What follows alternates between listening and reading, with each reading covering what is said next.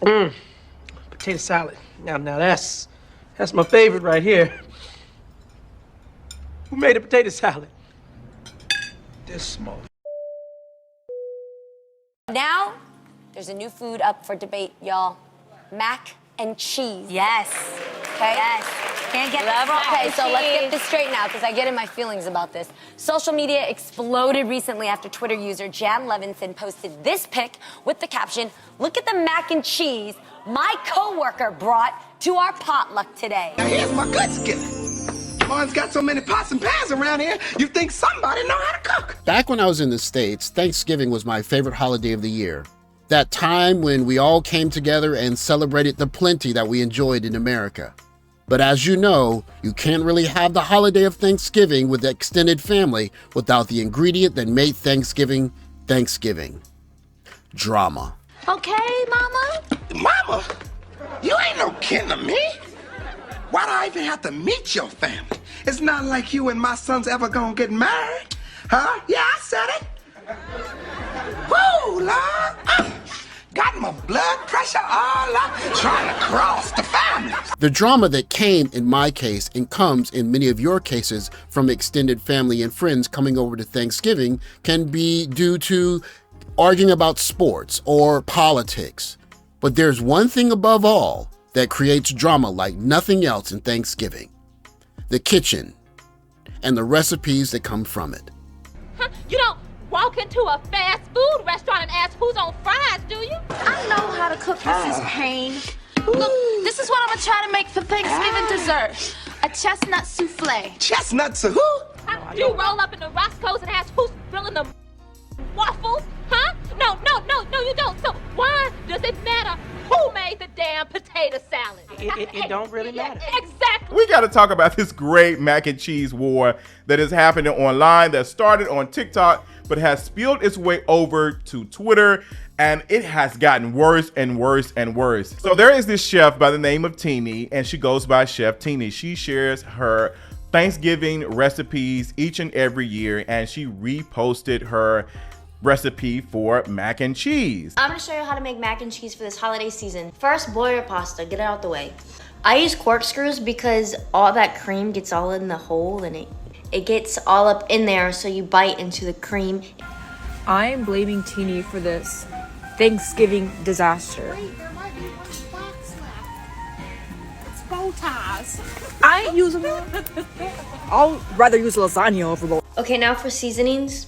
Some salt and pepper, a little bit of garlic powder, a smoked paprika because I like that smoky like. I'm watching all y'all make y'all mac and cheese and I'm disgusted.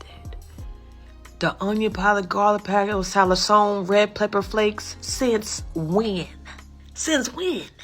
As contentious as arguments get for which seasonings go in macaroni and cheese, there is no one ingredient that creates more friction than the decision to use eggs or a roux. In a pan, 3 tablespoons of butter. We're gonna make our roux. You can see the dirty stove. When the butter is melted, add half of your seasoning.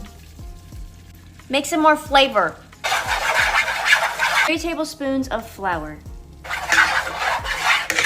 I'm trying to cook all the flour out. Next, 1 can of evaporated milk.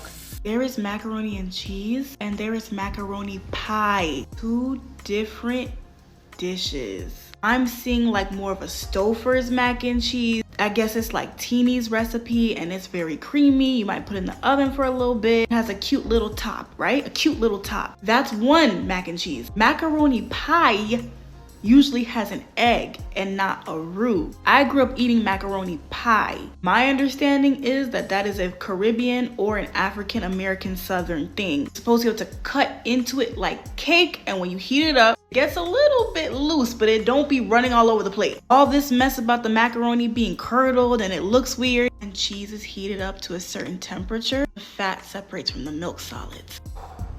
As people rage over the great mac and cheese debate, when I choose to make mac and cheese here in Japan, it's as easy as set it and forget it. Oh, that's it, right there.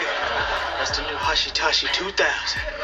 Hashitashi. As can be expected in Japan, they have taken the oven and made it a work of art. Simply turn the button here to the gratin setting, which would be the equivalent of macaroni, press the button, and in 25 minutes, a nice baked brown dish emerges from your oven. A good way to start a family fight on Thanksgiving is to start the egg versus roux debate. Me personally, I choose roux because I can sit it in my Japanese oven and forget it. But is this really about eggs and roux, or is it about something else? I think that, obviously, to be honest, starting from the top, whiteness. Like, people are uncomfortable with this idea of this white woman making this dish and going viral for it. People are not feeling that. And also add in that she has a black husband now because she recently just got married. There's one guarantee that Blue Book gentlemen, passport bros, SYSBM, IBMOR, black men that have chosen to do things outside of the traditional manner of dating black women can guarantee that when you start dating someone outside of our traditional black community, there will be hate, there will be jealousy, and when Chef Tini decides to marry her man and then go viral on TikTok with a tall, good-looking black man to whom she is not just living with and marrying, but cooking for and letting him taste the food that she is preparing in order to go viral on TikTok or even to perfect her cooking skills. It is a guarantee that this kind of relationship is going to face hate. And if you look on her reviews online, you'll see that there are some of her reviews that are downvoted very strongly. And you'll also see a lot of detractors on all social media. Could it just be the visuals of her and her man that's causing all of this? Because many black men in this space can tell you that's exactly what the source might possibly be. So I'm gonna layer my mac and cheese. I'm gonna do a small layer first. Then layer this generously, last layer. And then layer the top with a bunch of cheese. I'm gonna put it in the oven at 350 for about like 25 to 30 minutes, whenever the top is melted. This is what she looks like. I forgot to mention I broiled it as well. I broiled it for like max 2 minutes just to get that nice little crust. People were not feeling it. Folks were seeing it go viral because it got a lot of views. Like, it got tons of views and went viral on both platforms, Twitter as well as TikTok. And you had a lot of folks start to respond to it, and they were saying, hey, like, I thought that we did the traditional mac and cheese, where this is not mac and cheese. Like, that's, you know, mac and soup. Like, it's too soupy, it's too wet, it's this and that. Like, everybody became a certified chef. What's hilarious, as everybody became a chef, there's one person who is not only a chef, but she's been on a reality show with one of the most famous chefs in the world.